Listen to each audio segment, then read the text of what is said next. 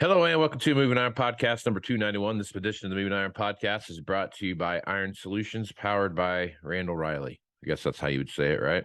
Yes. Right on, man. All right, so I got Jon Wommack here with me. He is the I guess, John, what is your title? What is your title? Actually, the managing guide editor for Iron Solutions. So manage all the numbers that you see inside of Iron Guides, options, so on and so forth. Right on. Okay, right on. And they have been they were out at Moving Iron Summit. They had a Prescott gave a nice speech about what was going on. John, you're up there too, about what was happening in the marketplace and what you saw seeing with all the crazy stuff we see happening right now. So I guess as the guide editor managing all the numbers and those kind of things right now has got to have a few I guess it's probably a little more difficult now than it was when the prices were sliding. I've got to believe. Yeah, it's there are certain things that are more difficult than others. I guess the main thing that we're watching right now is, we've enjoyed pretty high prices on tractors, sprayers, probably some combines, too. But the main thing that we're watching now is, all good things must come to an end. So when is that going to start sliding back down? And what are the early indicators that we're trying to figure out so we can give dealers the most accurate information to predict that slide. I guess you could say so. But yes, these are very abnormal times. Of course, everyone that deals with equipment very much knows that. So basically what we're trying to do is figure out when these times are going to go back to what we would call the normal times, I guess you could say. Yeah, there's going to be some pain that comes along with that. I guess, John, as you're looking at what's happening in the marketplace right now and numbers you're seeing, I'm looking at this from if you have it now, there's a premium that you can get it because you're probably the only one that has it, and not just your area, but probably in the country. So there's a premium that comes along with that. I guess as you're looking at some of these values and you start seeing these things start to change, is there how much do you think that premium in the marketplace right now is representative of the price? Do you have a percentage in your mind that to me, because to me it's like 25%. I think there's about a 25% premium out there that when things get back to normal, or what new normal looks like, or what that is, there's going to be a slide there somewhere. And I guess so. Just your thoughts on that. Well, yeah, it's definitely right. If I was gonna say a percentage, I would definitely say somewhere between 15 to probably 25%, depending on what piece of equipment you're talking about. And that's very evident in auctions, right now. So why are guys paying the high price at auctions that they are? Because the machine's right in front of them. They can get it. And their dealer down the road that they've been doing business with for years just flat out can't. And the guy needs a tractor. He needs a combine. He needs he needs a 4-wheel drive. Sure. Or he needs a header or a big truck, whatever. And also too, I was talking to a dealer about this yesterday. One of the things that is being a little bit overlooked on the auction side, that used to auctions, you would go and get 50, 60 cents on the dollar. Why? Because there was very little financing involved. If there was financing involved, there wasn't a whole lot of warranty stuff involved, or anything else. But nowadays, it's guys are standing there waving, saying, "Hey, come finance with us." And then you have companies out there like Machinery Scope, to where you can go up there and Sure. put a warranty on it. So I still think that the auction values are going to stay, they're going to continue to stay high. Why? Because the farmer can go then that day and get that piece of equipment. But I think that it's very much inflated now because nobody else has it. Right. So to answer your question, I would say the inflated values on these 25% is probably a good area. And on some tractors, depending on what tractor it is, could be more than that. Yeah. Well, I think there's another thing I've been thinking about and paying attention to, and I'd love to have your feedback on this, is that if you look at the number of machines that were produced in 21, 22, and then 23, 24 is yet, to be determined at this point. But Hmm. if you start looking at what 23 looks like, obviously 23 is going to be a lot like 22 was as far as capacity and those kind of things. There may be some ramp up late fourth quarter of 23 going into 24, but it's so hard to say what that looks like. I guess as you look at those years and then you start tracking out, when a 2021 is 3 years old and a 2022 is 1 year old and or a 23 is 1 year old and 22 is 2 year old and so on and so forth down the line. There's going to be a gap there where there's just not the machine population that we've seen up until this point. Hmm. I guess as you're looking at your crystal ball, maybe it's clearer than mine is, but mine's mostly foggy and murky as all get out. But I guess as you're looking at that kind of time frame moving forward, to me it feels like there could be a group of machines that tend to be a higher value comparatively to what we've seen in the past for age machines, just because for 5 years, that group of equipment is going to be what you have to pick from for used equipment, Hmm. and what that looks like. So there's going to be I think a natural propping up of pricing. Have you given that much thought, and how are you thinking about that as you look at your pricing guides? Yeah, I mean, I very much have. Um, and it also depends upon, when you say a natural propping up, but you Mhm. also got to think about too, um, how many price increases have we seen with that, Sure, with that propping up. So, like when I think about, one of the biggest price increases I've seen, it's been with combines here right, lately. Um, and a lot of guys have been asking, like, okay, so what's the trickle down effect of this? So same thing with inventory. So what's the trickle down effect of it? On the combine side, I think that you have a lot of price protection there, especially like on your 22s and 23s. Um, well, I say 22s. It's going to be, in my opinion, it's going to be a lot easier to trade a guy into a 22, because you can show that gap between the 22 and the 23. So there's some price protection there. But moving forward, yes, um, there's going to be a substantially less amount of equipment, and and it is going to prop it up. I can't tell you realistically what kind of percentage we're looking at there, sure, um, but that stuff I know will sell. It has to sell at a higher value, and it's going to maintain a higher percentage of its beginning MSRP. Why? Because it's the simple laws of supply and demand. If it's not yeah, there and the demand's there for it, then it's gonna have a premium price. yeah, Similar to what we're seeing right now with every piece of equipment. yeah. Uh, to be honest, yeah. Yeah, and that's one of those things too. Like you just talked about the 25% premium, those kind of things. I don't know that my vision and view of how that slide looks like. I don't think it's going to be nearly as impactful as what we've seen in the past. Hmm. When things have slid off and into the abyss there. Yep. I don't know. I mean, don't get me wrong. It's still gonna you're still going to see some erosion in value for what we see now, but I don't think it's going to be nearly as impactful as what we saw coming out of like 12 into 13 and 14. I don't see that happening, that craziness. I agree.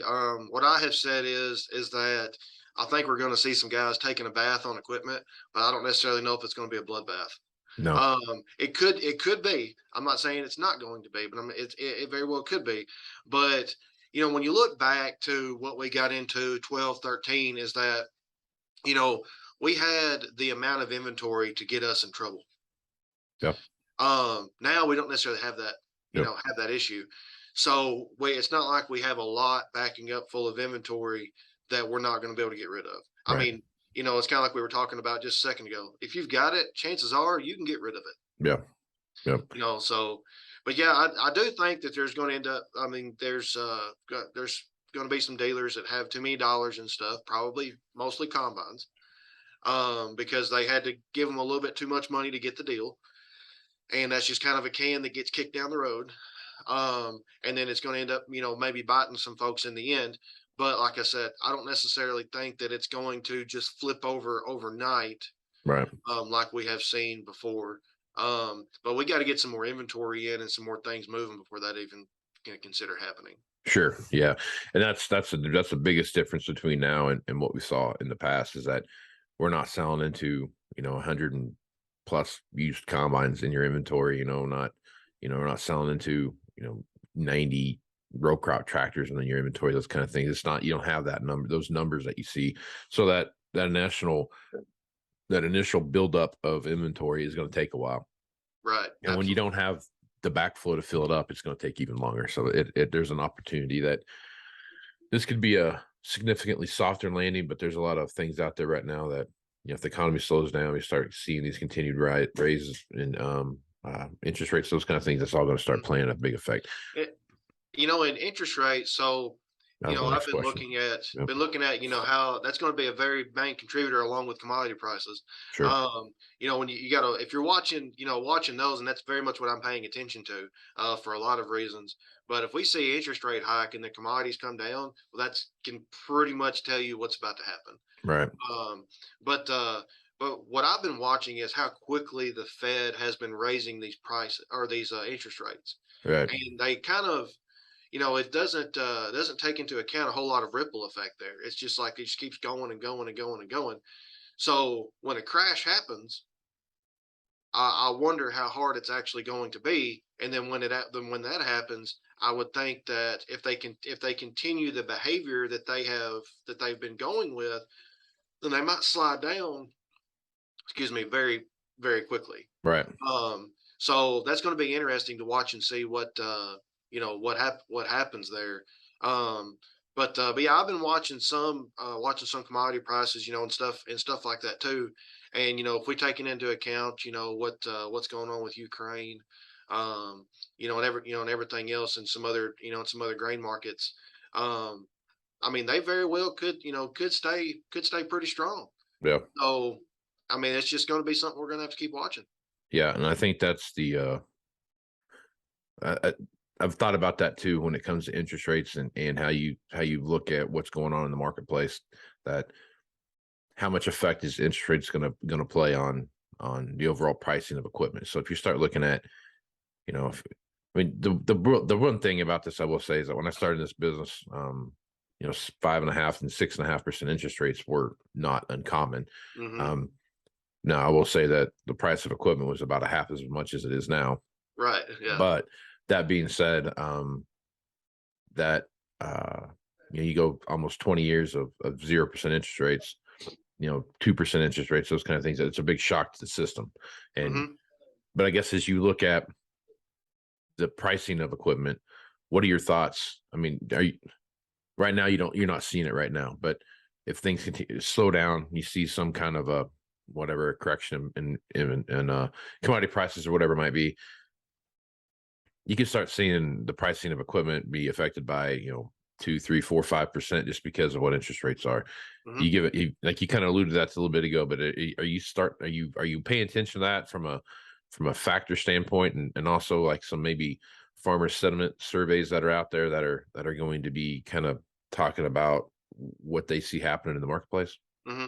Oh yeah. I mean, absolutely, because you got to think about it. So like, a farmer comes in and he wants to trade his equipment. Well, it's going to cost X amount of dollars to step him up.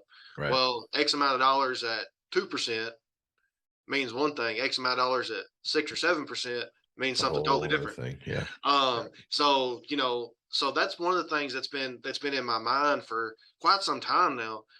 Is that so? At what point in time do farmers just push back from the table and say, "Hey, can't do it this year"? Yeah.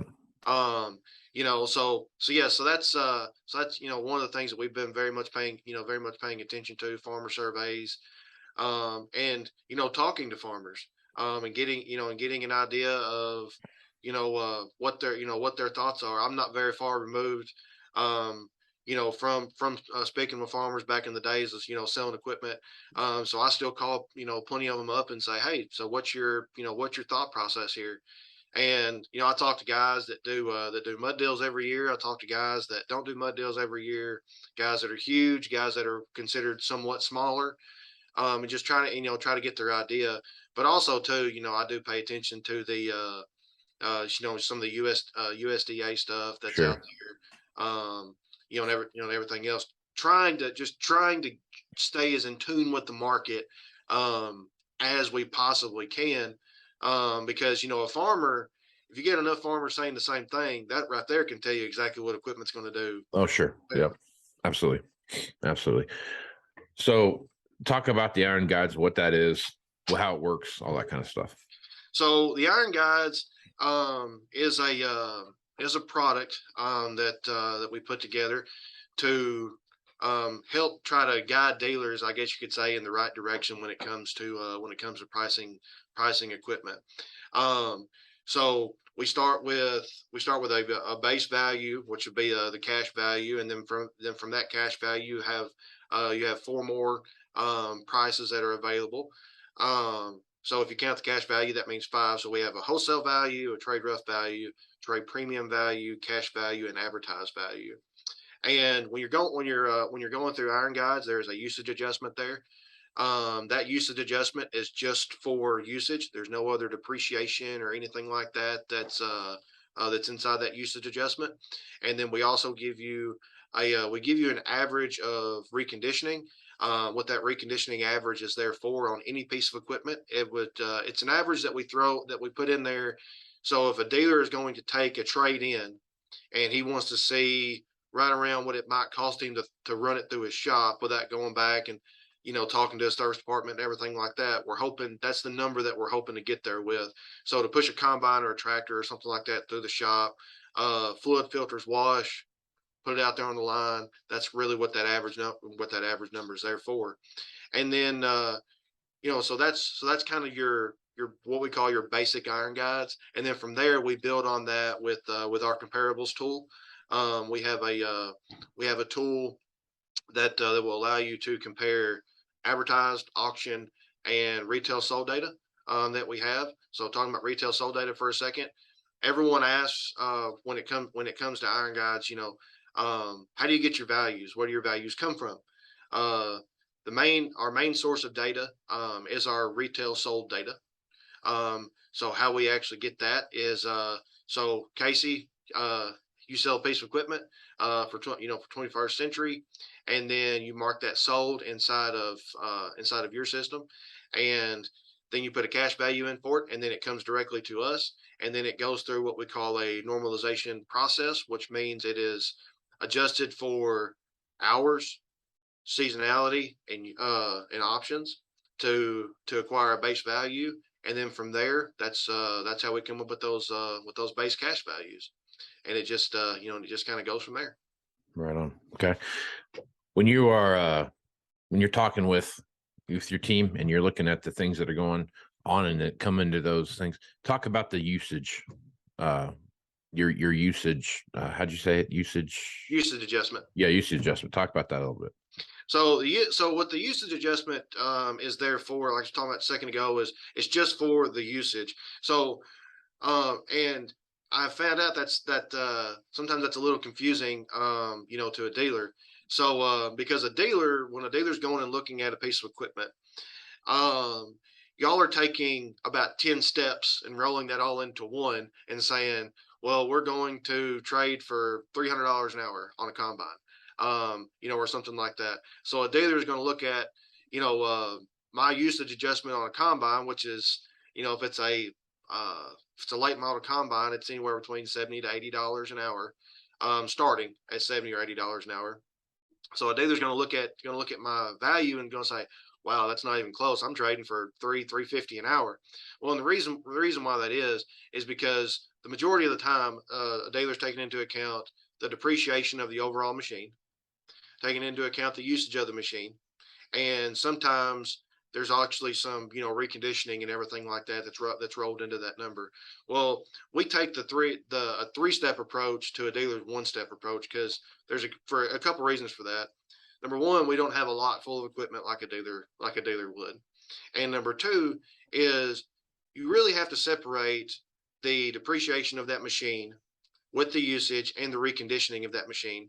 And the reason why is because, you might have a combine or a tractor that has $3,000 worth of reconditioning in it, but you also might have that same combine or same tractor that has, anywhere from $5,000 to $15,000 worth of reconditioning in it, and all those numbers mean something. So we start with, like I was talking about, that base cash value. It has been depreciated or appreciated depending on where we see it going in the market. And then you have a usage adjustment, which is just a straight deduction or premium to that piece of equipment, depending on the average hours that's on that piece, or the hours that's on it of that piece of equipment, and the average hours that we have, depending on what type, make, model, year it is. And then from there you go down to your reconditioning. So it's a three-step approach that and it's been a little confusing, just because it's not necessarily how a dealer would normally do it, but it's kind of how we have to do it, just for a lot of the differences that we have compared to what a dealer has. Right. Okay, that makes sense. I guess it's because you're looking at it from just a purely, I don't know if depreciation is the right word, or just hours, how they blend in there to make just the physical. I don't know what the word is here, but yeah, it's a pure sliding scale. Right. Is what it is. And I've talked about how many farmers I talked to. I also talked to that many dealers as well. I was talking to a dealer not too long ago, and he was saying that he's like, it seems like that your usage adjustment's off there. And so we get to talking about that, and I was like, okay, so where do you think this usage adjustment needs to be? And he throws me a number, and I said, okay. I said, so let's test this for a second. So we did our usage adjustment. We went down and did our reconditioning adjustment. We added those two numbers together, and when you take into account what his usage adjustment would have been at his number, we were within $1,000 of each other. Yeah. But he wasn't taking into account that reconditioning, so therefore he was looking at it like we were $12,000 off. Right. But we weren't. We were right around $900, as a matter of fact. Right. Yeah. I think that's one big misconception about the Iron Solutions Guidebook is that disconnection right there, what you just explained. And I think if you look at, because to be honest with you, I've been around Iron Solutions for a long time, and that was up until just the other day when you explained it to me when we had our meeting, that we talked about stuff, and I had no earthly clue how you got that number. And to me, I'm like, this you're so far off, John. It doesn't make any sense. It doesn't make a lot of sense. Yeah. Yeah. And that's the reason why, since taking over as managing guide editor, I took over in January, and it's been a very big thing to me to reach out to as many dealers as I possibly can, and ask those questions, talk to them about iron guides, get their feedback on the actual iron guide product, and see if there's anything more that we need to talk about, like reconditioning, like usage, like where the values come from, talking about our comparables tool, talking about our other equipment tool, and everything else. So in getting those questions and being able to provide answers at any to those questions right then. And it's like I've told many people in the past, is nothing replaces good old fashioned shoe leather. So Right. we can send out. We live in a world now to where you can pick this thing up right here, and you can basically look at anything that you want to look at. Well, I mean, Casey, how many emails do you get a day? Okay. A million more than I need. Too many. Yeah, say too many to count. I do too. Yep. How many things do you get in the mail there? That like 90% of it goes in the trash, right? Sure. Yep. Because like, oh, it's this same flyer, or whatever. And so that's the thing is, some guys will open up emails and they'll read them. I'm not trying to say it's completely lost on everyone. Some guys will open their actual direct mail and read it. However, the majority are not going to do that. Right. Why? Because they've already been bombarded from everyone else. So this is the reason why I have started picking up the phone, calling dealers, scheduling Zoom calls with them, so we can pretty much be as face to face as we can be, and just talking. And sometimes these meetings last an hour. I think the longest one that I've done has been about 2 hours and 45 minutes. Yeah. And I have about 10 or 12 questions that I ask dealers, and there's a lot of things that that come out of those 12 questions. You wouldn't think it would take over 2 hours to answer 12 questions, but there's a lot of times we take a lot longer than that, and the 12 questions don't get answered. Right. There's just been tons and tons and tons of feedback that I've gotten from dealers that I take into account, and I take that into account just as much as I would say what we were talking about earlier with commodities and interest rates, and and everything else, because you can provide all the data in the world, and you can be as good as you want to be. However, if the perception of your product is not there, then nothing else really matters. Right. Very good point. Very good point. Well, John, I think that's kind of a good wrap up there of the Iron Guys. Any last statements you want to throw out there before we shut down the podcast? Well, if there's any dealers out there that that hasn't met with me, whether you're an Iron Guide user or not, this is not just customers that I'm reaching out to. I'd love to talk to anyone that has any questions about the Iron Guide, any data questions, anything about any products, or anything like that. Please call us. Let me know. Email me. If you see me at a show or something like that, don't be shy. Walk up to me. Let's chit chat. Let's talk. And let's get an understanding of where everyone's at. I mean, I want to talk to everyone. I'm the guy that doesn't shy away or back away from a conversation. With anyone, and mainly what I'm after is, so how does Casey Seymour in Nebraska look at equipment compared to how a guy might look at equipment in the Delta, or someone in California, or someone in North Carolina, or something like that, and try to get an idea of everything, and all of that definitely plays into what we're doing here. Yep. So I want to extend that out to everyone. So what's the best way for them to do that? What's the best way to get a hold of you? You can shoot me an email would probably, I know I was just talking about email, but email would probably be the best way to get the ball rolling.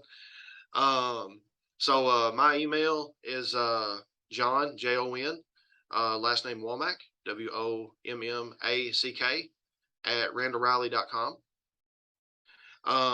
So if you'd like to do that, just shoot me an email. We can get the ball rolling there. Most of the time, as soon as someone shoots me an email, I'll give them a phone call, and ask them if they'd like to do a Zoom call. Or I'm actually doing dealer visits as well. I'm actually going to visit a dealer on Friday, and that'll be, I think, the fourth one that I've actually visited this year, which doesn't sound like a whole lot, but you can't be gone from the office too often. Right on. No, that's a very good point. Well, John, I appreciate you being on the podcast, man. Yes, sir. Thank you very much for having me, and looking forward to moving iron next year. Me too. All right, man. All right, buddy. Well, I am Casey Seymour with Moving Iron Podcast. Make sure to check me out on Facebook, Twitter, and Instagram at Moving Iron LLC. You can find me on LinkedIn at Moving Iron Podcast, and the ever so cleverly named Moving Iron Podcast YouTube channel. You can see the video version of this podcast there. So if you need more information about what's going on at Moving Iron LLC, go to MovingIronLLC.com. You can find all the information there, blog posts, all the podcasts, and all the information for the 2023 Moving Iron Summit coming up here in Nashville, Tennessee, September 11th through the 13th in Nashville at the same hotel it was last year at the Hilton downtown. So check that out if you're interested in getting some more information there. I'll have more speaker information, those kind of things towards the end of the year, and we'll get more of that lined up there. So with that, I am Casey Seymour with Jon Wommack. Let's move some iron, folks. Out. Moving iron in the 21st century.